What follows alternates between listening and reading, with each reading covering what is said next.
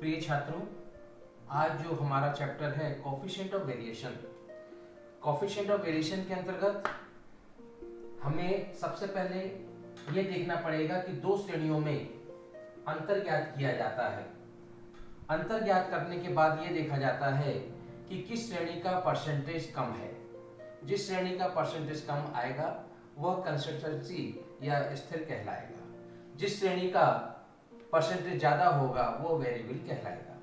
अब जैसे उदाहरण के लिए मान लें individual series number 1, individual series. Individual series की पहचान when item is given alone. यहाँ पे मान के चले दो सीरीज दी है x और y, 10, 20, 30, 40, 50। y सीरीज दी है 7, 8, 5, 10, 6। अब कोफिशिएंट ऑफ वेरिएशन कैलकुलेट करने के लिए फार्मूला है CV equal to standard deviation upon A multiplied by 100।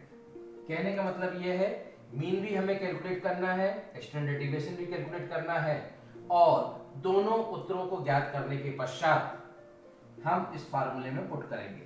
तो हेडिंग रहेगा calculation coefficient of variation, coefficient of variation. अब चूंकि एग्जामिनेशन में समय कम रहता है, ऐसी स्थिति में हम यहीं पर x और y सीरीज का कैलकुलेशन कर लेंगे। इंडिविजुअल सीरीज के अंतर्गत हम वही कॉलम बनाएंगे जैसा कि स्टैंडर्ड डेविएशन में बनाते थे, मार्क्स dx dx स्क्वायर। इसी प्रकार मार्क्स dx dy स्क्वायर। अब ये x सीरीज है या x क्लास कह सकते हैं और ये y क्लास है।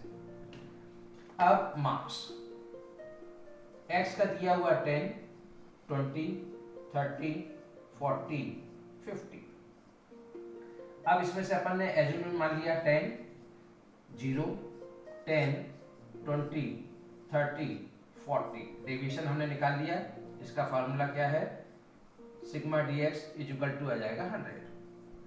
अब इसके आधार पे हम मीन का कैलकुलेशन कर सकते हैं। चूंकि हमें स्टैंडर्ड डेविएशन में निकालना है तो dx square equal to 0, 100, 400, 900 and 1600। Total हो जाएगा हमारा सी sigma dx square equal to 3000। Total है 3000। मीन का formula a equal to x plus minus sigma dx upon n। हमारा एज्यूम मीन था 10 प्लस सिग्मा dx है हमारा 100, n है हमारा 5, तो ये हमारा आ गया 10 प्लस 20 इक्वल टू 30। मीन के निकालने के बाद हमारा काम क्या है? स्टैंडर्ड डेविएशन का कैलकुलेशन करेंगे। स्टैंडर्ड डेविएशन के कैलकुलेशन करने के लिए फार्मूला है theta equal to under root sigma dx square upon n minus sigma dx upon n whole square. अब सिग्मा dx स्क्वायर कितना है? हमारा 3000 दिया गया है equal to 3000 divided by 5 minus 100 divided by 5 whole square. 3000 में 5 का डिवाइड किया 600, 100 में 5 का डिवाइड किया 20 और इसका स्क्वायर तो ये आ जाएगा 600 माइनस 200 बराबर ये आ जाएगा 400 और 400 का ये आ जाएगा 400 तो यहाँ पे आएगा 200 का हमारा थीटा आ जाएगा 14.12 या 14.13, जैसा भी कैलकुलेटर से चाहे तो कैलकुलेट कर सकते हैं। अब इसके बाद जब दोनों आंसर ज्ञात हो जाते हैं तो हमारा CV का फार्मूला है CV equal to standard deviation upon A multiplied by 100। अब स्टैंडर्ड डेविएशन हमारा कितना है? 14.12। मीन हमारा कितना है? 30 मल्टीप्लाइड बाई 100। 14 में 30 का डिवाइड करेंगे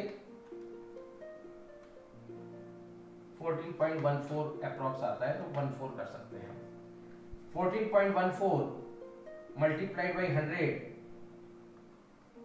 डिवाइडेड बाई 30, तो ये हमारा आ जाएगा 47.14%।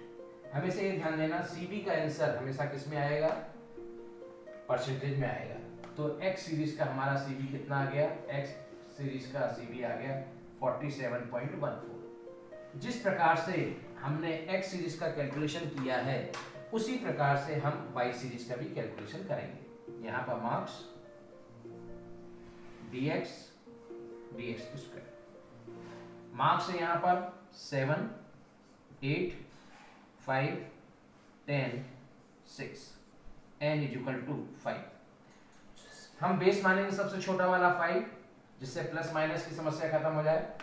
2, 3, 0, 5, 1, सिग्मा dx हमारा आ जाएगा 11।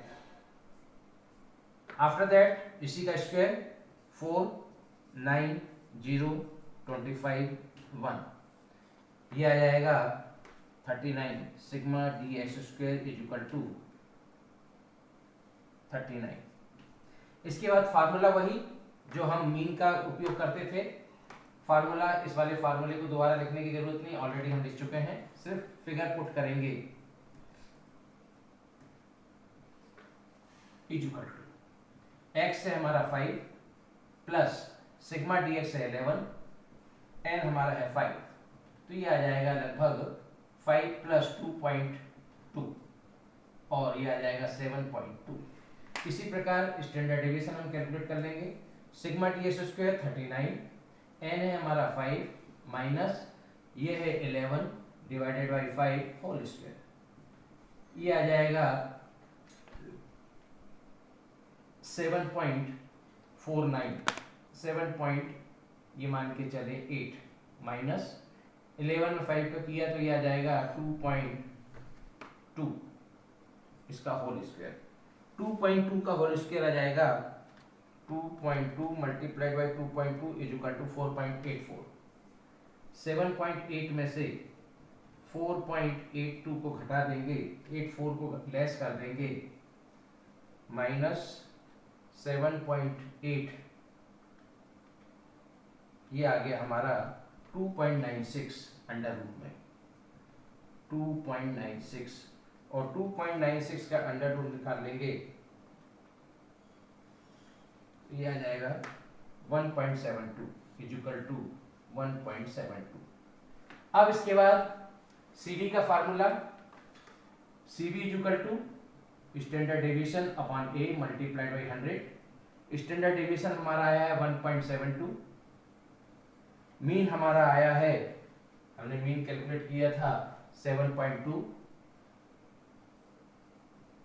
Multiplied by 100।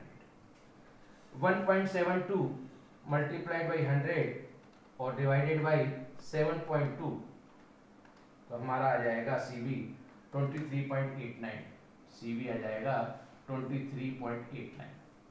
अब इन दोनों आंसरों का हमें कंपैरिजन करना पड़ेगा। जिसका प्रतिशत कम वह श्रेणी कंसिस्टेंट कहलाएगा।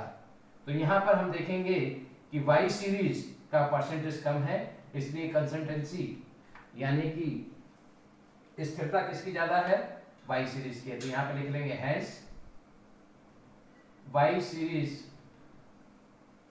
परसेंटेज इज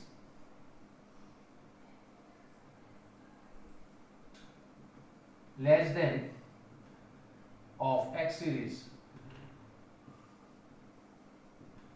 so that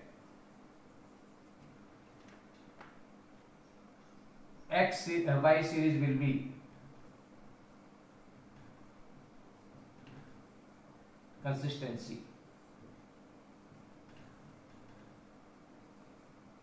कहने का मतलब स्थिरता किसमें है, Y सीरीज में।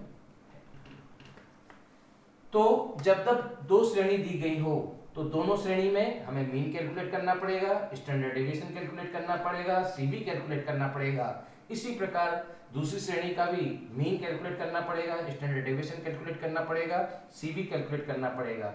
और जिसका प्रतिशत कम होगा वह स्थिर या कंसिस्टेंट कहलाएगा। Thank you.